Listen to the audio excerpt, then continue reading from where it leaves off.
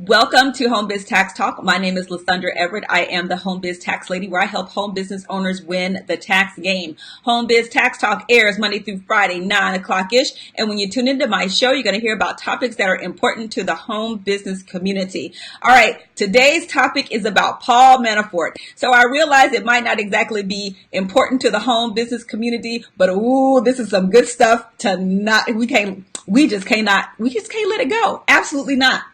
But there are some lessons to be learned here, and we're going to talk about that. So Paul Manafort, who is Donald Trump's former campaign manager, was found guilty on 8 counts of fraud. He was found guilty on 5 counts of tax fraud, 2 counts of bank fraud, 1 count of failure to disclose foreign bank account, and the other 10 counts the jury was unable to reach a verdict. So he went in there with 18 charges, but he was only found guilty on 8. Now, the last I saw, he was facing possibly 80 years in prison, and he still has another trial to go through. So Paul Manafort is not done. Okay, he's got to go to court again. So what I want to talk about, though, is these tax charges, okay? The tax fraud and the failure to disclose the foreign bank account. Okay, so first, let's cover the tax fraud part, because I have a tax return that I'm working on, and I talk about this all the time, like in the signature block, what it says. And it says, and I'm reading this directly, under penalties of perjury, I declare that I have examined this return, that means you have looked at it, and this return and accompanying schedules and statements. And to the best of my knowledge and belief, they are true, correct, and accurately list all amounts and sources of income I received during the tax year. And then there's also a declaration for preparers, which is the declaration of preparer other than the taxpayer is based on all information of which the preparer has any knowledge. So the taxpayer has a liability and the tax professional has a liability. So in this case with Paul Manafort, there's a couple of things working here. Okay, so first of all, lying on your tax return, when you sign that, if you don't know it's in your tax return, you're committing perjury. Perjury is a felony, okay?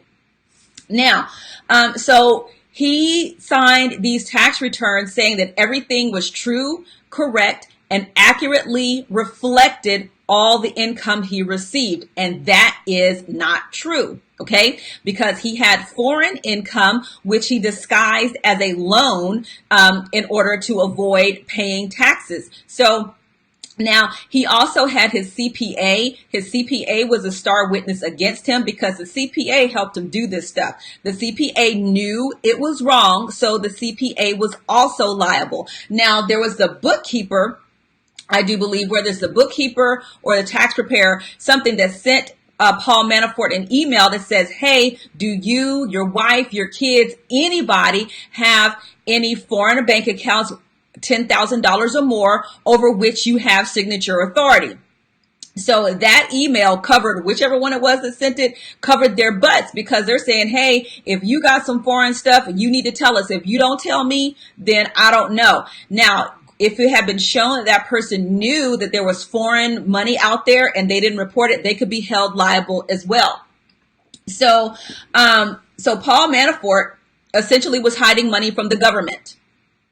Okay. And this is what I tell you. Listen, when you come to me, I've had people come to me and say, hey, I'd like for you to prepare my taxes, but I don't want to declare all of this income. I can't afford to pay these taxes. And I'm saying I'm not the tax professional for you, because if you come to me and say, hey, I've got this income, but I'm not declaring it, and then you want me to do this tax return and saying, yeah, everything is true and correct, and that I don't know that you have income out there that you're not reporting.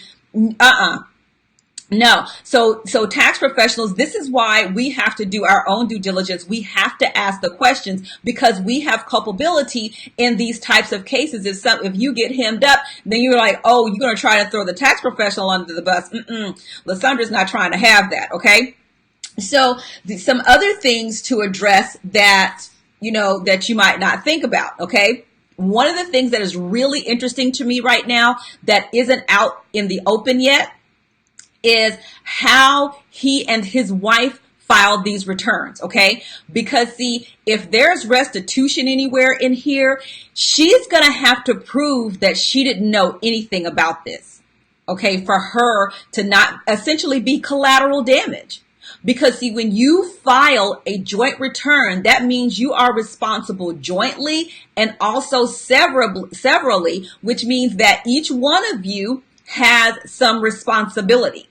So if it turns out that she knew about all this foolishness going on, she can be in trouble too. But that isn't out yet. So I can't wait for that part to come out.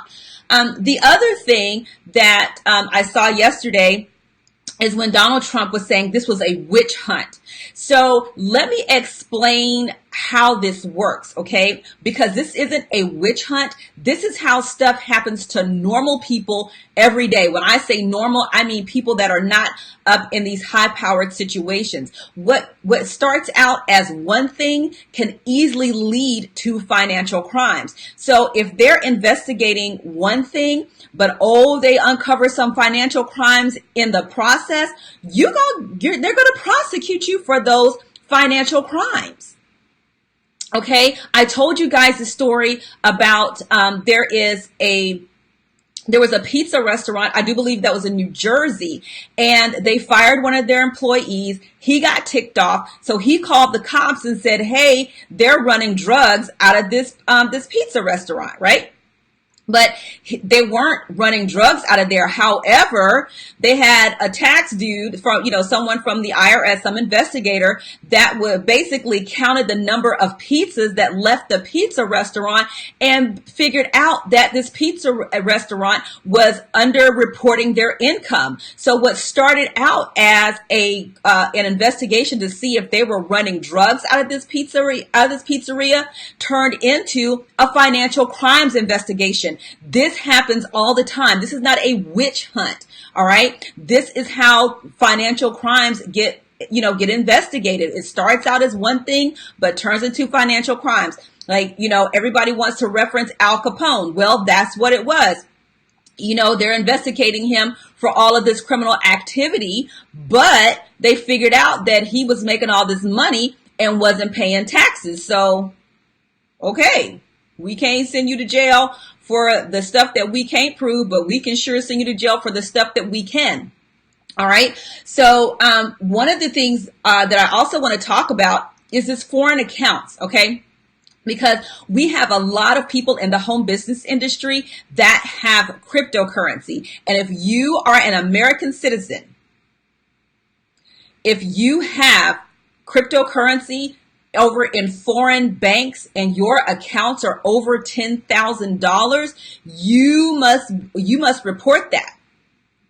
Okay, you have to report that you have that that is sitting there over $10,000. If you have authority over those accounts, then you have to report that. And to not report it, as you can see, is a felony.